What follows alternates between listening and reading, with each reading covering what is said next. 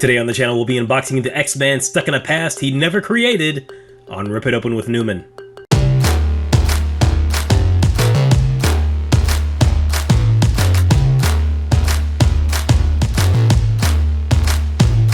Welcome back to the channel, I'm your host Newman. Today we'll be unboxing Bishop from Mezco One Collective Toys. Lucas Bishop was created in 1991 by John Byrne and Wilche Portacio. A mutant with the ability to absorb and redirect energy, Bishop is a time traveler from 80 years in the future. Now in the present, he was sent back to stop a traitor from within the X-Men, and would eventually be assigned as personal bodyguard of Professor X. First up, I just want to apologize for the delay. This video should have came out on Wednesday in accordance with our X-Men holiday. So again, for my 5 followers, I apologize. But it's all good. So we're going to go ahead and continue our X-Men toys from Mezco. Let's take a good look at the wonderful box art, which is actually from cover of his miniseries, I believe. And the side of it, okay, also good. Let's start off opening this bad boy out of the package and check out our Bishop figure, who's been long absent from that X-Men 97 show. I hope he just isn't in those first 3 episodes and that's it. That'd be kind of a shame. Hopefully we got some big plans for him for possibly season 2. Here's a look at the instructions. Apologies, I don't have a close-up of this one. I misplaced it and I have no idea where it went to. However, I do have a close-up of the Mezco 1 proof of purchase right here. And now we're going to take a quick aerial shot of the figure in package before we get an up-close and personal look at Bishop. Okay, so figure in hand, right off the bat, this is very impressive. It looks really good. This has some of the best sculpting and proportions of any Mezco figure I've seen. The painting's good, the detailing is good, the use of the fabric, the soft goods is really nice. It looks really good, it looks really natural. Okay, so now we're going to go ahead and go over the articulation. Well, I was going to start with the head. Okay, round 2. Alright, so he goes left and right, pretty good. This back and forth, up and down, it's not really there. The hair kind of limits it. Let's check the arms. They go up about that far. I don't want to test it too much because I heard that there was some shoulder problem with this figure. Ab crunch is there. I just kind of have to watch out for the armor in his abdomen. Yeah, you see that right there? Yeah, so it has to be for the lower plate in order for him to do the ab crunch forward. Backwards is not an issue. The bicep twist is good. Let's check the elbows. Let's see if we got that double joint. Okay, double joint's pretty good. Check the other arm, double joints, good there. Okay, so the padding doesn't get in the way like the cable figure. Wrists are decent, but they kind of have the problem that most Mezco figures have. They have hands that pop out a little too easily. Regardless, the articulation is there in the wrists. Yeah, it's not awful. Let's check the legs. Let's see if you can do the splits. Splits are there, very good. Let's check out the knees. Okay, very good double joint at the knee. Check out the other one. A very good double joint there too. Okay, that's excellent. Let's check out the ankles on this thing. Okay, there's a pretty decent ankle pivot on this thing. More so than I was expecting because of his big boots. I thought I was going to have the same cable problem. I mean, it sort of does. You can't really move it for like a flight position, but it's Bishop. He doesn't fly, so it's not like you really need to. We've got a pad at the boot. Okay, that's good. I like the knee pads. Okay, so let's go ahead and do another once-over of this figure now that we're done with articulation. Look at the boots. That's some nice detailing on the soles of the boots. That's pretty cool. Alright, we got a pouch for his gun. Some non-functional pouches around his belt, as an X-Man should. Looks like there's a strap for the big gun, which I really wish Cable would have had. Looks like there's some empty holes for some more of his accessories and one for his knife. Okay, excellent. Again, this is all pretty excellent. So let's go ahead and start playing with this figure. Let's see if we can get him into some positions. Let's start off with the legs. I do like my crouching positions. Let's get him in sort of a blasting pose. Right, the movement is good. It's not too restricted. Ah, look at that, fighting pose. That's awesome. That looks really good. This head sculpt is pretty amazing, actually. It is very lifelike. The only thing that isn't too lifelike is maybe the eyes. The eyes are a little big. They're a little, not quite anime, but they're a little big. But the rest of the face sculpt is quite amazing. It's very lifelike. Probably the best bishop head I've seen. I'm not really a big fan of those Marvel Legends bishop head sculpts. They look too monstrous, to be perfectly honest. And now, unfortunately, it looks like we got a problem here. It looks like one of the straps broke off to his shoulder pad. That's really unfortunate. It's not an absolute deal breaker. I can still get some good poses out of this, and I can probably just super glue the strap, to be perfectly honest. But for a figure this expensive, that kind of gets to me. I feel as though there should have been a better method of getting the shoulder pads on there. Maybe with ball joints, or I don't know. But the strap's connected to a hard plastic adhesive. Doesn't look like it's quite enough to secure it. It's going to be a problem. And it actually makes me fear just a little bit for Mezco Ninja Turtles. This figure came out first, so hopefully they solved the problem. Alright, so let's move on to the accessories. So here we've got another head. This is a angry face with glowing eyes. They're not actually glowing, they're just painted red or pink, you know, the color of his energy blast. And let's take a look at the other head. Now this other head has a really great sculpt. I'm not a huge fan of the bald look for Bishop. I usually prefer him with a fade, but this is really nice. Kind of looks like Mike Coulter from Luke Cage. Take a look at his BFG. Really like this design. It looks completely different from Cable's gun, but it's still a BFG. And we got his hand pistol, which is really nice. I really like the design of this. The sculpt and paint application are excellent. And we'll move on to a knife. I don't have a close-up shot for this, which will be more apparent later on in this review. But let's move on to the communicator right here. It's very small, but very detailed. Looks great. Really like it. We've got some extra magazine cartridges for his BFG. There's actually paint application on these, which isn't necessary, but it's welcome. And now we've got some, they look like little hand grenades. And we've got 3 of these bad boys. Looking good. Moving on, we're going to go ahead and take a look at his hands. And now we've got another strike. In addition to those arm pads, we've got 2 of the same trigger hands. They're 2 right hands, and you can definitely tell because the left hand will generally always have that wrap around it. So with this figure, unless I contact the company, there's no way for him to have guns in both hands because he doesn't have any normal gripping hands. They're only the trigger hands. But you know, let's keep it positive. Let's move on. We've got some grappling / holding hands. All right, these look good. And next up, we have some slapping hands. Bishop's a big guy, so a slap from him is probably the punch from a normal person. Moving on to our last round of accessories, we've got the classic Mezco Ziploc storage bag for your accessories. We've got a red cape with a tattered end. And we've got a blast effect for a fist.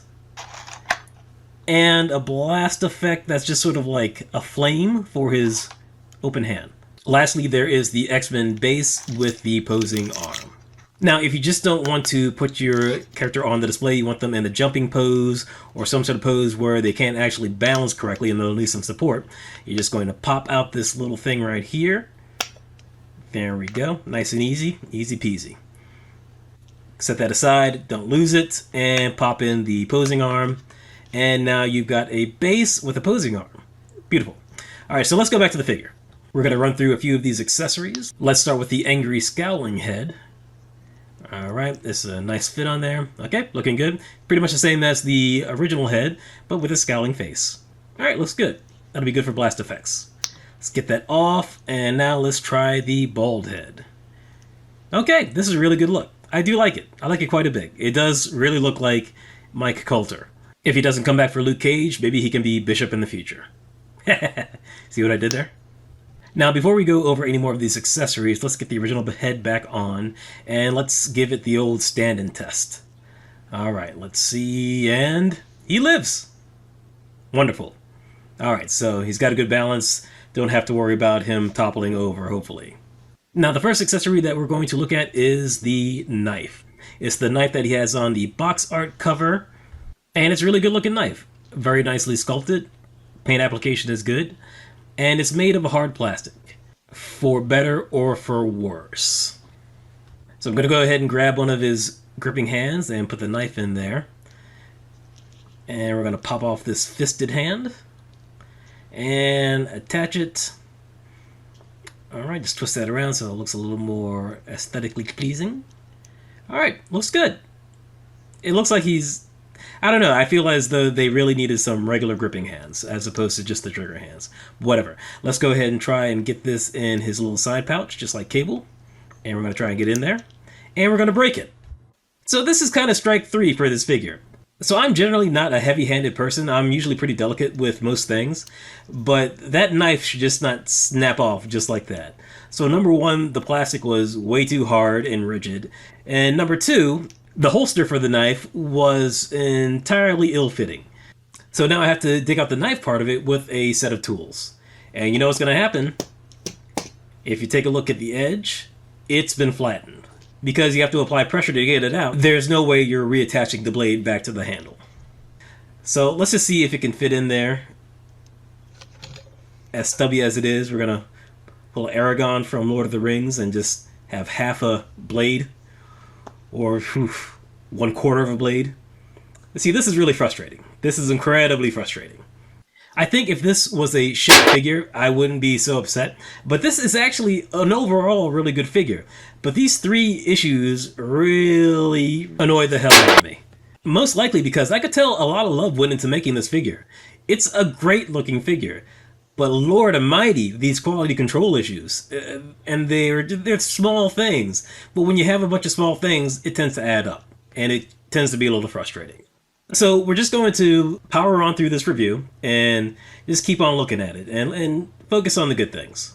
I was never going to display him with the knife out. It was always going to be in the holster. So I'm pretty sure I can just super glue the handle into the pouch. So it's sort of a non-issue for me. But it could have been one for you if you wanted to display him with the knife. So just be really careful when you're putting that thing in the holster. Just take a lot of care. Don't force it whatsoever. If it doesn't fit down all the way, then it doesn't fit down all the way. So moving on, we're going to go ahead and get some of these other accessories in his belt. Hopefully this works out a little bit better for us.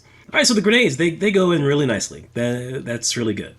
Next up, we're going to go ahead and add his communicator in. And so it should be going in the back in this pouch right here, if I can get it in there. And it helps if you put it in at an angle, and then it nests in there quite nicely. Okay, that's very good. Next up, we're going to go ahead and put his extra magazines in the pouch. And now this is proving to be sort of the hardest thing to get in there. Knife aside. It just takes a lot of angling. But eventually, I did get them in there. Through the power of editing. But let me tell you, it was a struggle. It wasn't easy. So, preloaded into his BFG is a magazine. So, he actually has 3 magazines total. This magazine actually comes out. And I'm trying to get it back in, but it is difficult to put back in. Obviously, I'm putting it backwards, but yeah, it's a tight fit. I mean, obviously it gets in there because I took it out. But you just have to play around with it. These magazines are not forgiving in the least. But we got to our destination. So let's go ahead and see how this fits on his back. The instructions didn't really specify how it was supposed to holster on here. So I guess you just kind of have to play with it, whatever looks good to you. I mean, yeah, this is good. Next up, we're going to go ahead and get his little handgun. And hopefully this holsters well. Alright, just going to get it in there. Okay. Alright. Oh, kind of goes right through. So it looks like there's sort of like a point of no return that there we go. So yeah, so like it sits in there, but you gotta be careful. Otherwise it looks awkward. Sometimes it's too high. Yeah, I think I'll just keep it like that. And there goes that shoulder pad again. Now we're gonna go ahead and just test out the weapons in hand. Let's see how he grips his BFG with the trigger hand. Right. I may have to take the hand off in order to do this. But we got there. Okay. Alright, yep. He's definitely gripping a gun. Alright, let's take that out. Moving on to the handgun, let's see how that works. Right. Let's get it in there. Alright, that looks good. That was a lot easier. Those big guns are always a little difficult to get in hand. But that handheld, that looks good. That's nice. I do approve of this look. Moving on, now we're going to go ahead and test out one of his energy effects using the grappling slash energy effect hand. Now let's see how this nests inside of his hand. And not easily, it looks like. However, we are not going to give up. We are going to get this thing nested. Let's try the open hand. All right, let's try it this way. Okay. And let's see the best way to get it in here. And no. Let's try it again. One more time. No. No. No. Maybe? No. No. One more time. There we go. Alright, so yeah, we did need the grappling hands, not the open slapping hands. Let's try out the other blast effect. Hopefully this is a little easier. And it is. Very simple. Okay. And it goes on there very nicely, and it's a nice fit too. Looks good. This is great. Thank God for that. Okay. We're going to get Bishop here all squared up and posed. Get his gun on his back. Get him standing up so that we can go ahead and look at his final accessory, that big red cape. Or is it a scarf? I wonder, is there any significance to it? I mean, he has it in his first appearance. It goes away, and then it comes back. Whatever. It doesn't matter. Let's go ahead and take a look at this piece of cloth. Okay, overall, I like the design of the piece of cloth. I like the edges. I like the color fade to darker tones, or it's gotten dirty. There's a bendy wire in here, so that's great. Let's go ahead and see if we can get this wrapped around. I'm not the best at this sort of thing. Honestly, my girlfriend would probably be better because she always redos my tissue paper for presents. But whatever. I'm going to go ahead and give it a go because I'm an independent man. So, although I am doing some editing as far as me arranging this thing, I do want you to see what I'm doing for the most part so you can witness my struggle with this. It's okay, though. We're all adults here. We can laugh at each other's shortcomings. But eventually, I got to a place where I kind of like it. Okay, yeah, I kind of like this. All right, that looks like something. That is an excellent looking figure, as long as you forget about all the negative stuff I said. But overall, a damn good looking figure. Okay, so final thoughts. I'm not quite sure where to begin with this figure. It is an overall extremely good looking figure. The head sculpt is fantastic. It's one of the best bishop head. It is the best bishop head sculpt that is out there. It's fantastic. The armor is great. There's detailing in it that is superb. The painting is phenomenal. The soft goods. There's not a lot of soft goods in here. I mean, there is and there isn't. You've got the cape, obviously, and you've got his spandex pants, and what I'm assuming is spandex underneath the armor, as well as the upper arms. But it all looks really good. The stripe on the spandex on the left leg, I'm a little concerned that it might wear off eventually because it's sort of painted onto the spandex. But that's neither here nor there about the actual sculpt and look that I'm looking at right now. There's a ton of accessories with this thing. Excellently crafted, painted, and executed accessories. They look phenomenal. The extra bald head sculpt looks so good. It looks really good. I don't think I'm going to use it. I'm going to stick with the dreads because I like that look a little bit more. If there was a faded haircut, kind of like what we have in X-Men 97 right now, or what was going on in the late 90s, early 2000s, I probably would have gone with that. But since we don't have that, I'm going to go with the dreads because I think it looks really good. The sculpt of the dreads is really good. There's detailing in there that I don't know if the camera picked up on it, but it's excellent. The blast effects look really good. All the pouches, they look really good.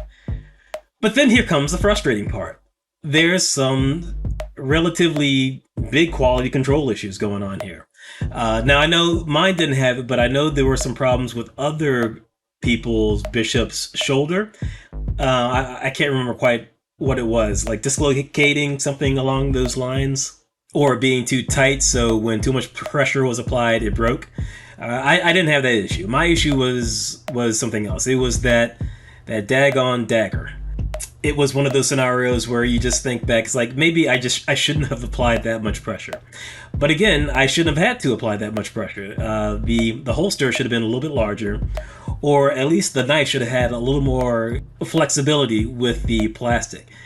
But I realize that's not what Mezco's going for. They're going for the super hard plastic with these accessories, because these aren't toys for kids, these are toys for adults. But, you know, I'm an adult, and I broke that thing in the first go. And add to the shoulder pad coming loose from the elastic in the back part. That again, another quality control issue. Should have been either a stronger adhesive or attached in a completely different way. And then lastly, you get the double trigger hands for the right hand. So now you don't have a trigger hand for the left hand, which is super unfortunate. Now, this very well could have just been limited to my particular package, but I'm sure if it happened to me, it happened to a few other people, much like the QC issues that happened with that Mondo He-Man. So do 3 strikes mean Mezco is out of the ball game? Well, no, not necessarily, because again, most of the issues that I have with the figure, I can easily fix. I can easily glue, which I did, the shoulder pad back onto the strap. I can easily glue the knife back into the holster, as you can see from these pictures. They were taken after I broke the knife, so I just glued it into the holster because I was never going to use the knife in the first place. And the double right-handed gripping hand it's not really a problem with me, because I was always going to have Bishop, you know, one hand has a gun, the other hand has the blast effect. So the quality control issues don't really impact me, but if you wanted to do the double guns, or if you wanted to recreate the cover of the box with the knife out, and you broke that knife like I did trying to get it into the holster, you couldn't do it. So Mezco isn't out of the ball game for me, but it might be for you. I would actually still recommend this figure even with all the negatives going against it. The negatives are just really amplified because the figure isn't cheap. It's in a higher price range. So these quality control issues shouldn't really be there. It may have been in Mezco's best interest to delay this figure just a little bit, just to take care of these QC issues. I'm not one of those people who hates delays. I'd rather something be delayed if it means perfecting it. So again, I would recommend this figure because it is a fantastic looking figure with some good articulation and some great accessories. Just beware of the problems that I faced and that other reviewers have faced with it. So that is going to finally wrap everything up. If you liked this video, please like and subscribe, ring the bell for notifications, and I will check you later.